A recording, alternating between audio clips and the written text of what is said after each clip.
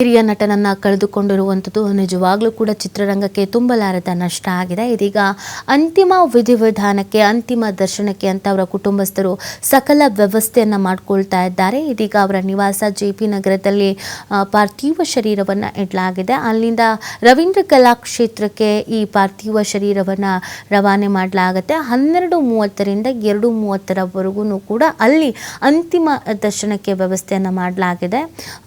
ಕಲಾಭಿಮಾನಿ ಮತ್ತು ಕಲಾವಿದರು ಎಲ್ಲರೂ ಕೂಡ ಇಲ್ಲಿ ಅವರಿಗೆ ಅಂತಿಮ ನಮನವನ್ನು ಸಲ್ಲಿಸಬಹುದು, ಅಂತಿಮ ದರ್ಶನವನ್ನು ಪಡ್ಕೊಳ್ಬಹುದು. ಅದಕ್ಕೆ ಅಂತಾನೆ ವ್ಯವಸ್ಥೆಯನ್ನು ಮಾಡಲಾಗಿದೆ. ಅದಾದ ನಂತರ ಸುಮಾರು ಸಂಜೆ 5:30ರ ಸುಮಾರಿಗೆ ಅಂತಿಮ ವಿಧಿವಿಧಾನಗಳು, ಅಂತ್ಯ ಸಂಸ್ಕಾರವನ್ನು ನೆರವೇರಿಸಲಾಗುತ್ತೆ. ಬ್ರಾಹ್ಮಣ ಸಂಪ್ರದಾಯದಂತೆಯೇ ಈ ಒಂದು ಅಂತಿಮ ವಿಧಿವಿಧಾನವನ್ನು ನೆರವೇರಿಸಲಾಗುತ್ತೆ ಅನ್ನೋದ್ರ ಬಗ್ಗೆ ಮಾಹಿತಿ ಸಿಗ್ತಾ ಇದೆ. ಅವರ ಕುಟುಂಬಸ್ಥರು ಈ ಬಗ್ಗೆ ಮಾಧ್ಯಮಗಳಿಗೆ ಮಾಹಿತಿಯನ್ನು ಹಂಚಿಕೊಂಡಿದ್ದಾರೆ. ಇನ್ನು ಅನೇಕರು ಈಗಾಗಲೇ ಭೇಟಿ ಕೊಟ್ಟಿದ್ದಾರೆ ಅವರ ನಿವಾಸಕ್ಕೆ ಮತ್ತು ಅವರ ಆಸ್ಪತ್ರೆಯಲ್ಲಿ ಟ್ರೀಟ್ಮೆಂಟನ್ನು ಪಡ್ಕೊಳ್ತಿದ್ದಂಥ ಸಂದರ್ಭದಲ್ಲೂ ಕೂಡ ಅವರನ್ನು ಭೇಟಿಯಾಗಿದ್ದುಂಟು, ಅವ್ರಿಗೆ ಧೈರ್ಯ ಹೇಳಿದ್ದುಂಟು, ಅವ್ರ ಜೊತೆಗೆ ಸಮಯ ಕಳೆದಿದ್ದುಂಟು. ಗಿರಿಜಾ ಲೋಕೇಶ್ ಅವರು ಕೂಡ ಹೋಗಿದ್ರು, ಹಾಡೆಲ್ಲ ಹೇಳಿದರು, ನೀವು ನಗಾಡ್ತಾ ಇರಬೇಕು, ನೀವು ಬೇಜಾರಲ್ಲಿರಬಾರ್ದು ಅಂತ. ಆಗ ನಕ್ಕಿದ್ರು ಕೂಡ. ಅಂದರೆ ಕೊನೆಯ ಸಂದರ್ಭದಲ್ಲಿ ಕಲಾವಿದರು ಇವ್ರ ಜೊತೆಗೆ ಇದ್ದಾರೆ. ಕನ್ನಡ ಚಿತ್ರರಂಗವೇ ಹಾಗೆ, ಒಂದು ಕುಟುಂಬದ ರೀತಿ. ಒಬ್ಬರ ನೋವಿನಲ್ಲಿ ಇನ್ನೊಬ್ಬರು ಪಾಲ್ಗೊಳ್ತಾರೆ, ಒಬ್ಬರ ನೋವಿನಲ್ಲಿ ಇನ್ನೊಬ್ಬರು ಭಾಗ್ಯ ಆಗ್ತಾರೆ. ಅದೇ ರೀತಿಯಾಗಿ ಉಮೇಶ್ ಅವರ ಜೊತೆಗೆ ಕೊನೆ ಹಂತದಲ್ಲಿ ಅನೇಕ ಕಲಾವಿದರು ನಿಂತಿದ್ದುಂಟು. ಯಾವತ್ತೂ ದುಡ್ಡಿನ ಹಿಂದೆ, ವ್ಯಾಮೋಹದ ಹಿಂದೆ ಹೋದವರಲ್ಲ. ಆ ಕಾರಣಕ್ಕಾಗಿ ಕೊನೆಯ ಕಾಲದಲ್ಲೂ ಕೂಡ ಅವರಿಗೆ ಆರ್ಥಿಕವಾಗಿ ಸಮಸ್ಯೆ ಆಗಿದ್ದುಂಟು. ಕಡು ಬಡತನದಲ್ಲೇ ಬಂದವರು, ಸಿಕ್ಕಂಥ ಪಾತ್ರಗಳನ್ನು ಆಯ್ಕೆ ಮಾಡಿ ಅಭಿನಯಿಸಿದವರು. ಅದರ ಮಧ್ಯದಲ್ಲಿ ಜವಾಬ್ದಾರಿಗಳು ಕೂಡ ಇತ್ತು. ಮಗಳಿದ್ದಾರೆ ಜಯಲಕ್ಷ್ಮಿ, ಅವರೆಲ್ಲರ ಜವಾಬ್ದಾರಿಯನ್ನು ಮುಗಿಸಿದ್ದುಂಟು. 80 ವರ್ಷ ಆಗಿತ್ತು. ಎಲ್ಲರೂ ಅದನ್ನೇ ಹೇಳ್ತಾ ಇರೋದು, ಸಾಕು ಎಲ್ಲರನ್ನೂ ನಗಿಸಿದ್ದಾರೆ, ಇನ್ನು ನೋವು ತಿನ್ನೋದು ಬೇಡ ಇತ್ತು, ಆದಷ್ಟು ಬೇಗ ಭಗವಂತ ಕರ್ಕೊಂಡ್ಲಿ ಅನ್ನೋದು ಅವರ ಆಶಯ ಕೂಡ ಆಗಿತ್ತು. ನರಳಿ ಹೋಗುವಂಥದ್ದು ಇದು ಯಾರಿಗೂ ಇಷ್ಟ ಇರಲಿಲ್ಲ ಅಂತ. ಯಾಕಂದರೆ ಈ ಕೀಮೋಥೆರಪಿ ಎಲ್ಲ ಬಹಳ ನೋವನ್ನು ಕೊಡುತ್ತೆ ಅನ್ನೋದನ್ನು ಹೇಳ್ತಾರೆ ಆ ಟ್ರೀಟ್ಮೆಂಟನ್ನು ಪಡ್ಕೊಂಡವರು. 80 ವರ್ಷ ವಯಸ್ಸಿನಲ್ಲಿ ಅದನ್ನೆಲ್ಲ ತಡೆದುಕೊಳ್ಳುವಂಥ ಶಕ್ತಿ ಬೇಕಲ್ಲ ಒಬ್ಬ ವ್ಯಕ್ತಿಗೆ ಪಾಪ. ಸೊ ಆ ಕಾರಣಕ್ಕಾಗಿ ಅನೇಕರು, ಇವರ ಆಪ್ತರು, ಇವರ ಜೊತೆಗೆ ಒಡನಾಟವನ್ನು ಇಟ್ಕೊಂಡವರು, ಡಿಂಗ್ರಿ ನಾಗರಾಜ್ ಅವರು ಮಾತಾಡ್ತಾ ಹೇಳ್ತಾಯಿದ್ರು, ಒಂದು 2 ದಿನದ ಹಿಂದೆ ನಾನು ಹೋಗಿ ಬಂದಿದ್ದೆ ಅಂತ. ಅವ್ರು ಕಣ್ಣೀರು ಹಾಕ್ತಾಯಿದ್ರು ಪಾಪ.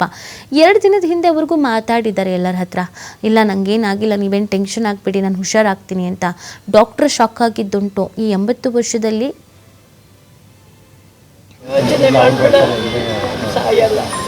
ಯೋಚನೆ ಮಾಡ್ತೀವಿ, ಬದುಕೇಳ್ತೀನಿ ಅಂತ ಅವರು ಎದುರಿಸೋರು. 12:30 ಕಲಾಕ್ಷೇತ್ರ 12:30ಗೆ ಸರ್ ಅಷ್ಟೇ. ನನ್ನ ಮಗಳೊಬ್ಬಳು ನಾನು ನೋಡ್ಕೊಂಡು, ಅವಳು ನಾನು ನೋಡ್ಕೊಂಡಿರ್ಬೇಕು, ಅವಳು ನೋಡ್ಕೋಬೇಕಷ್ಟೇ. ಏನು ಯೋಚನೆ ಅದೇ ಹೇಳೋದು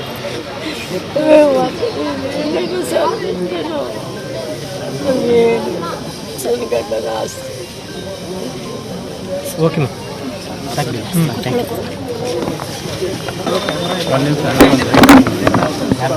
ಸಚಿನ್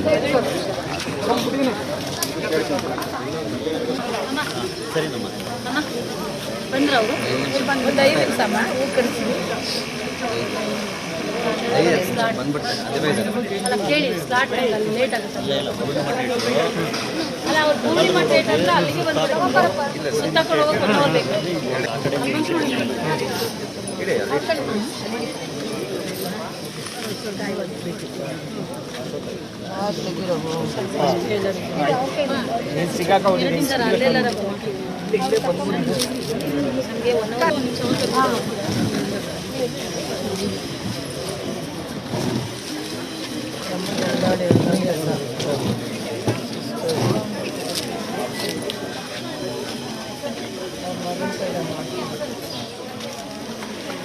ಸರ್ 12:30 ಸರ್ ತೆಗಿತಾ ಇದ್ವಿ. ಒಂದು ಸೆಕೆಂಡ್ ಕಲಾಕ್ಷೇತ್ರ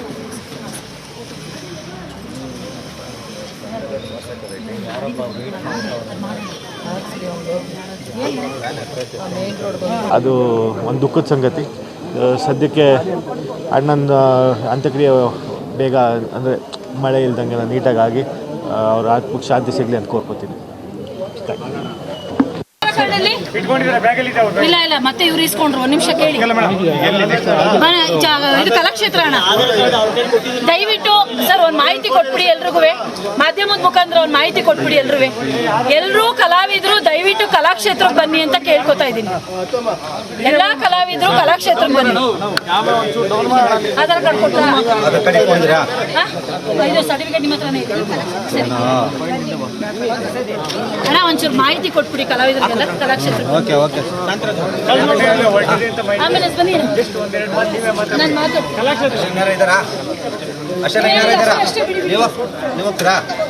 ನಾನು ನಾನು ಮುಂದೆ ಕೂತ್ಕೊಳ್ತೀನಿ. ಬನ್ನಿ ನಾನು ಮುಂದೆ ಇರ್ತೀನಿ.